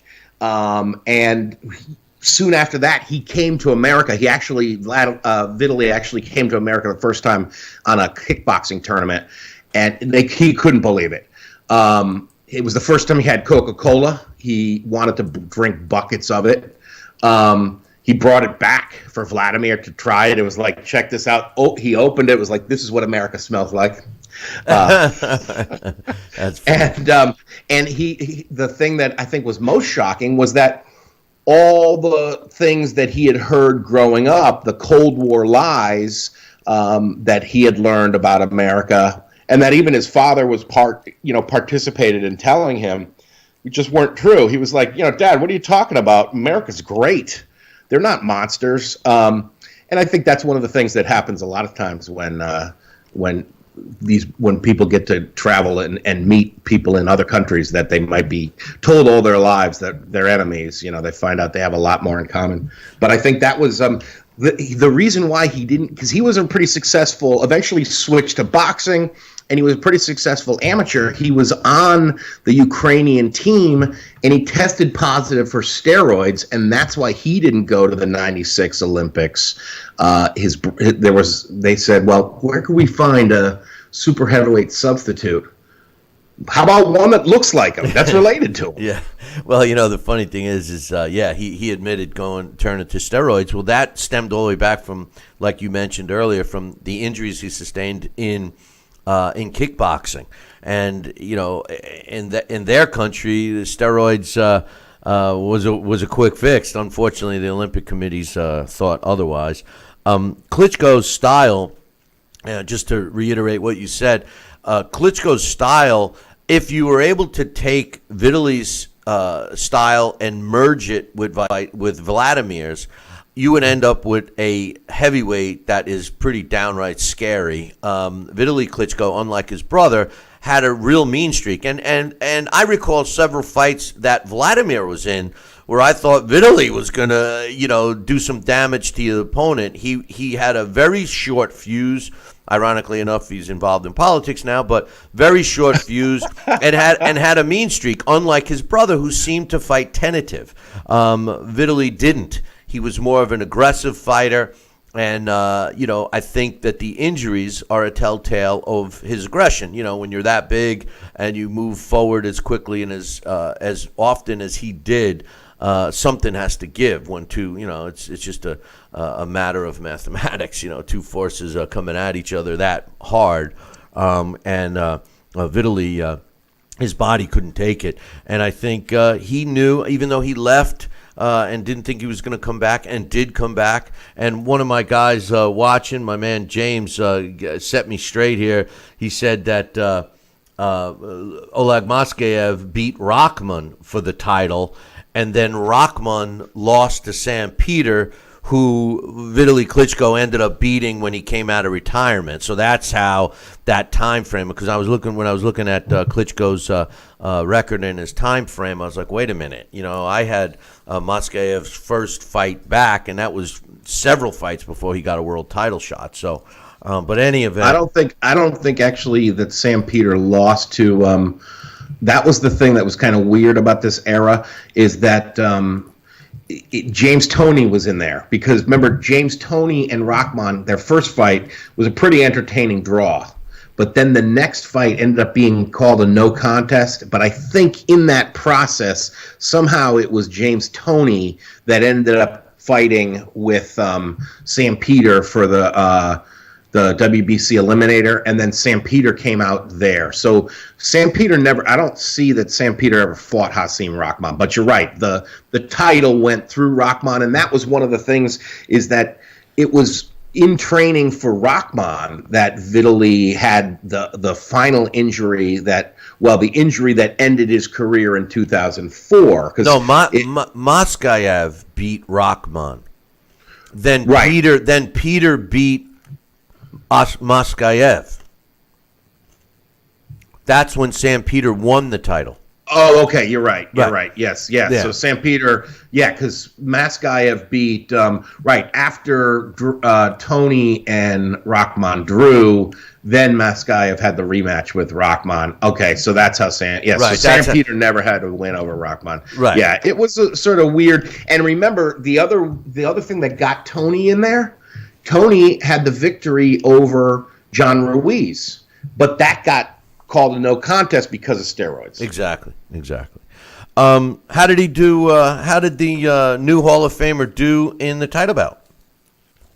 He did exceptionally well. One thing I did just want to throw in there was that I think, because for me, I'm always been a little hesitant. I think Vladimir is the better brother. I'm not sure I would have voted for him had I had a vote for this year's Hall of Fame. But the thing that's most impressive about him is that after he returned at 37 years old when he fought Sam Peter, and he has 10 straight victories. He went 10-0. 7 of those fights are knockouts. That's from 37 years old to 41. And during that time, like you mentioned, he did fight Tomas Adamek when Adamek only had one loss on his record, and that was James Toney. He fought Chris Arreola, who was undefeated, and he fought Kevin Johnson, who I believe was also undefeated. So, he also had the unbelievable whitewash of Shannon Briggs. That was probably the most lopsided fight since Larry Holmes versus Tex Cobb. The scores of that one were actually 120 to 105 and 120 to 107 twice, and there were no knockdowns.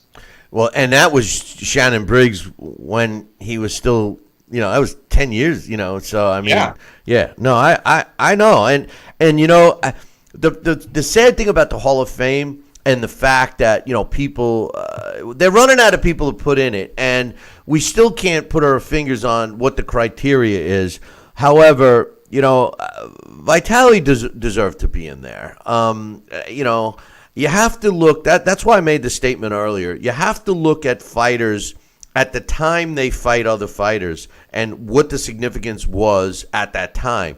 You can't look at a Shannon Briggs today and discredit the victory. I'm not saying you are, but I'm just saying people can't look at, Shannon Briggs, look at who he's fought in his last few fights. He's, just a lunatic. And you can't have that, opinion of him when you're looking at Klitschko's resume and saying, oh, well, he beat Shannon Briggs. Shannon Briggs is nothing. But at that time, it's the same thing with Sam Peter. Sam Peter was, at the time, people thought this was the new heavyweight king, and right. So I think all of that, and it's hard to put it in perspective because, like we always say, you're only as good as your last fight. That's the fight that sticks in everyone's minds, So anyway, how did he do in the game? So in title bout, he did very well. The first time he fought, I put him in against Wilder and Joshua. First time he fought Deontay Wilder, he stops Wilder in the 11th. It was a TKO, 1 minute at round 11.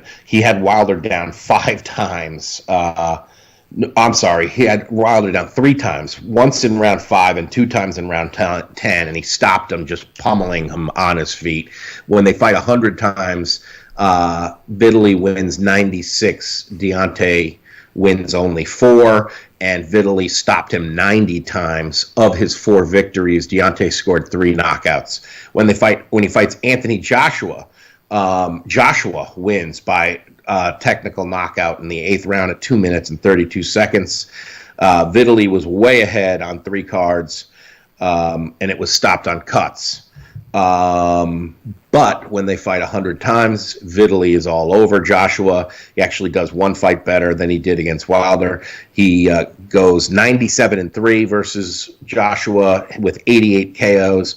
Of his 3 victories, Joshua scored 2 knockouts.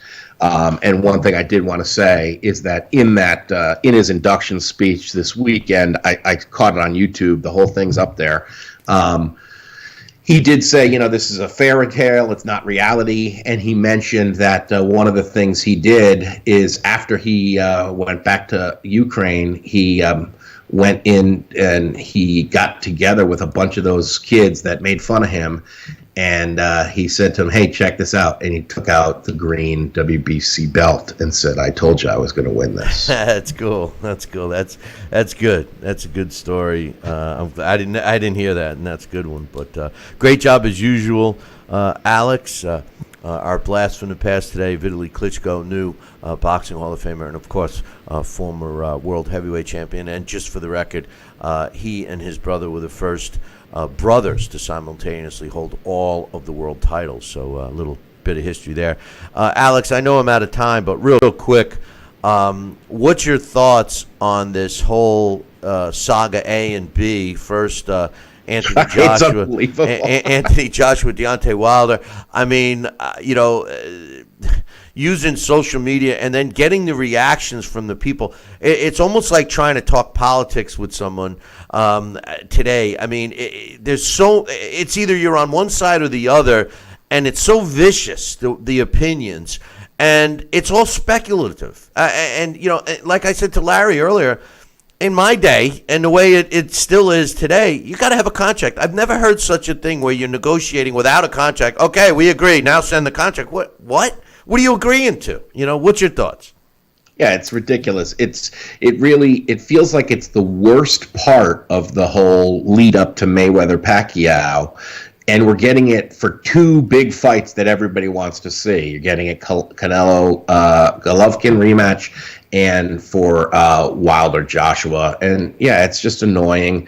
In the meantime, we have real good fights like we did this weekend. Unfortunately, I don't have ESPN3, and I've only seen highlights of Crawford. I'm hearing absolutely wonderful things.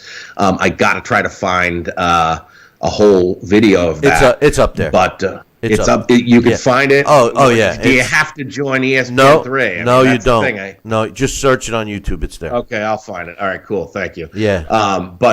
Yeah, I mean, we have things like that, and the Santa Cruz Morris fight was really good. We have things that are happening in the ring that are really exciting, and you have things that are happening or not happening around the bargaining table, but fans seem to find that more entertaining, and I don't. Alex, real quick, I mean, don't you think it would be advantageous to the powers that be to get a fight like this? I mean, is it as clear to you as it is to me that no one gives a damn about the sport and that they really only care about, their own pocketbooks, their own fight? I mean, because the sport needs these fights to be made. Meanwhile, all these talented fighters like Terrence Crawford are being shoved on networks that aren't even popular yet, and to me, I'll tell you what, if I'm Terrence Crawford, I'm not too happy with Bob Arum sticking me on there, but that's another story. But don't you think that the sport deserves these fights? Yeah, I think the sport is losing for it. It's sort of this zero-sum game where, and I think, and again, not to keep harping on this, but that's what we saw with Mayweather-Pacquiao. The only person that benefited from people that benefited from Mayweather-Pacquiao were the two combatants, because they were able to make everyone wait long enough that their purses increased. Nobody else benefited from that, and the long-term effects for the sport, I don't think, benefited. So it's really sad to see them using that as the business model, because I don't know, to me, like you're saying, everybody loses. So why use that as the model?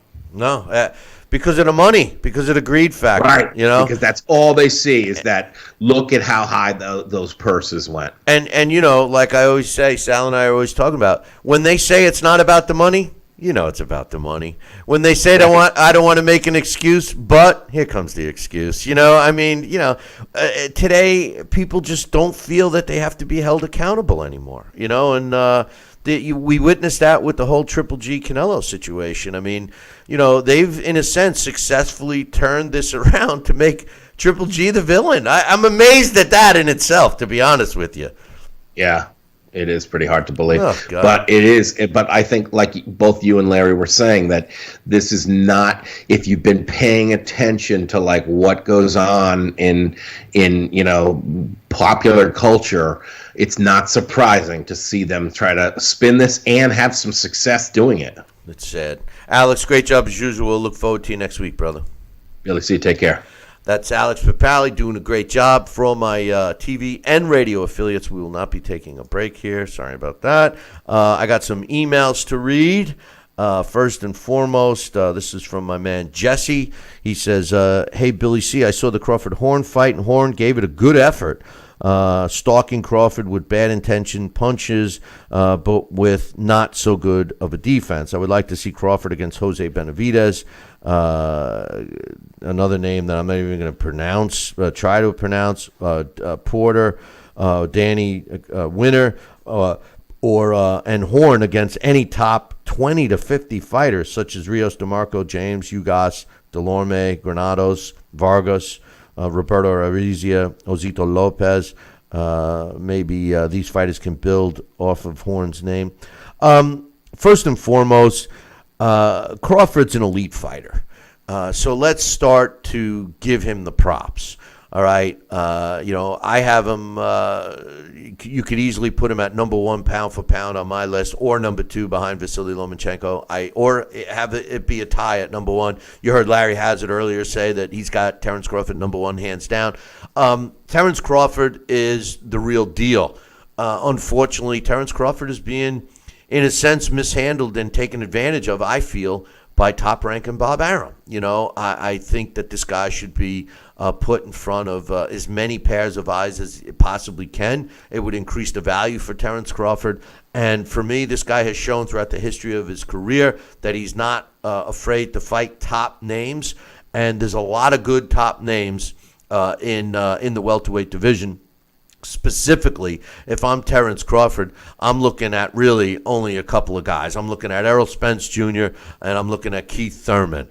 If you want to put Porter and Danny Garcia Winner in there, fine. But those are the guys that Terrence Crawford's going to tangle with. Those are the guys he deserves to fight. End of story. I mean, there's nothing that he's got to prove. He doesn't have to fight Benavidez. He doesn't fight any young. This guy is not an old fighter. He's not, going to be in and out of the welterweight division quickly. This is a guy that very easily could become the first unified junior welterweight and then welterweight champion that we've seen. So, no, this guy doesn't have to prove himself to anybody. As far as Jeff Horn is concerned, Jeff Horn beat a Manny Pacquiao that was past his prime and also lost his mean streak. I think Manny Pacquiao thought he won that fight after the fight should have technically have been stopped when he battered Jeff Horn in that one, and Horn came back and ended up going the distance and winning the fight. No disrespect to Jeff Horn, but Jeff Horn should be looking to get back on the horse. It depends what route that he wants to take. He's clearly not an elite fighter. Some of the names that you mentioned could be a good rise to the top for him again, specifically Ugas, Delorme, Granados. I mean, those three fights would be interesting for Jeff Horn to come and fight and win and get him back in the mix. I don't know. He says, how would you rate the 635,000 viewers for Santa Cruz against Mares? Is that good? He says, now Leo against any of the champions, Gary Russell Jr. and Frampton or Valdez, and Mares going up against Selby, Quigg, or maybe Joshua Arrington. I agree with all of that. As far as the 635,000 viewers for Leo Santa Cruz and Abner Mares, I think that's respectable numbers. That was a live crowd type of a fight, and I think it was pretty proven. I think it proved that with the packed house and the enthusiasm that we got from that live audience, something that we generally don't see here in the States. So I am happy that that fight took place, and I'm also I think that those numbers are respectable. He says, what's your thoughts on Carlos Beltrado against Acosta? What happened to Beltrado once? He was a hot prospect but seemed to be a tough opponent now to a young fighter. Will this be a good fight? I think it's going to be a good fight and a competitive fight. No disrespect to Acosta, but he hasn't fought a guy like Butrago before. In terms of his level of experience, I think it's going to be a good fight. Acosta is a young fighter. He's a good fighter, talented fighter, and this is the type of fights that normally I'd like to see before you're a title holder, but whatever. He says, do you like Christopher Pufulo Diaz against Maisuke Ito? This fight is a world title fight for the vacated title, featherweight, junior lightweight title. I'm sorry, that Lomachenko gave up when he, stayed in his lightweight division. It's on ESPN Plus again.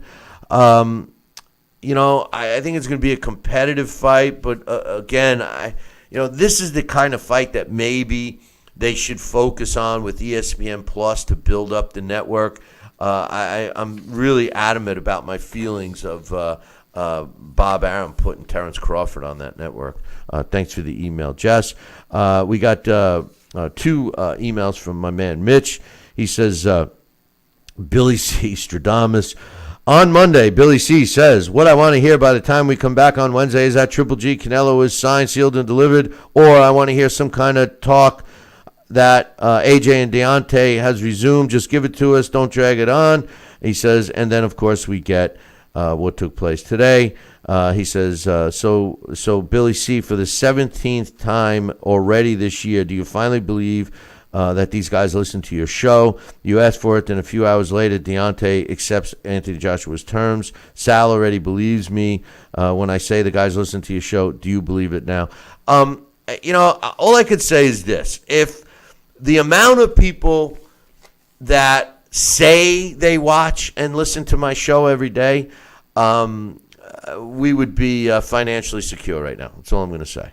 But I am glad for the news. He says, man, you got a big Wednesday ahead of you. You got to talk about Anthony Joshua, Deontay Wilder. You got Shelley Finkel forcing me, meaning Mitch, to believe it's a dream by saying if Joshua doesn't like the deal, the public's really going to come down on him.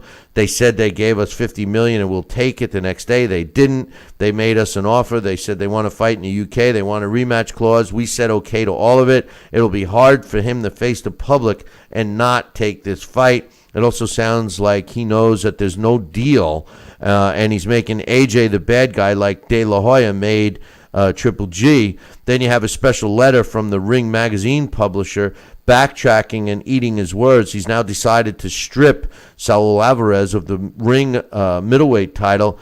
I really got to ask you this, Billy C. Way back during the early negotiations, you said Team Alvarez had to give some concessions in order to have the rematch take place. You also have been saying recently that Oscar has nowhere to turn but the rematch. There is no other opponent that will bring the money basically he's saying bring in the money Triple G brings. So I got to ask you two questions. Do you think Oscar knows his best bet by far is to fight Triple G in September? I think so. I think that it's clearly the best financial rewarding fight for Canelo, especially coming in after he tested positive, regardless if he's not man enough to face the music.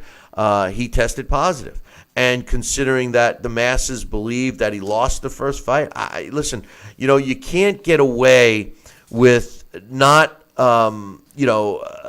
stepping up and holding yourself accountable for things that were done and continue to get away with it time and time again.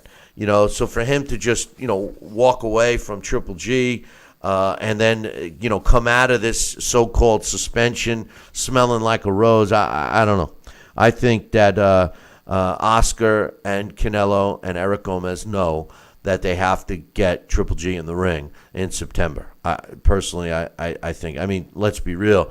Both of these fighters really don't need to fight. I mean, theoretically, they have enough money for the rest of their lives. He says, and number two, knowing this, do you think one of the concessions Triple G's team asked for was a statement to be made by Ring Magazine, which is Oscar De La Hoya, that says Alvarez has been stripped? If we hear of a deal taking place in the next couple of weeks, I bet they forced Oscar's hand to have his publisher make the statement. The entire panel had voted to strip him. Then the board voted too, but his publisher said no. Now all of a sudden to recant, he says, it makes me wonder. I think maybe, I hadn't heard that, to be honest with you, but I think maybe Mitch is onto something here, and I'll tell you why. I think that when the IBF stripped Triple G, even after they seemingly pulled a weasel deal with the step-aside money or the agreement, $20,000 that they Team Triple G paid the IBF, and now all over Deverenchenko. Who exactly? I believe that that there was something that had to be given back. I think that even Oscar De La Hoya and Golden Boy knows that Triple G, not that they care, but they know that Triple G was mistreated with the IBF. Now, with that said, I would have been more surprised if they don't sign with Triple G and they go for Daniel Jacobs instead of Deverenchenko. I would be shocked if Canelo didn't go after Deverenchenko so he could get a title. That changes the whole landscape again of the middleweight division. Right now, Canelo has a name. He doesn't have a belt. And not that, the belts mean anything anymore, but he doesn't have one. So, anyway, thanks for the emails, Mitch and Jesse and Johnston and all you guys. I appreciate the interaction. And remember, if you take the time to write us an email, we'll take the time to read it. The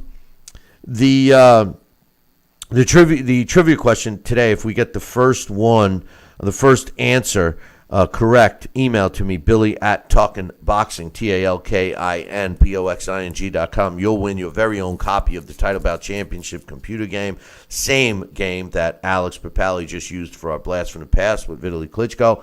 The question is, what is the biggest height difference between two men in the same division fighting for a title, excluding heavyweights?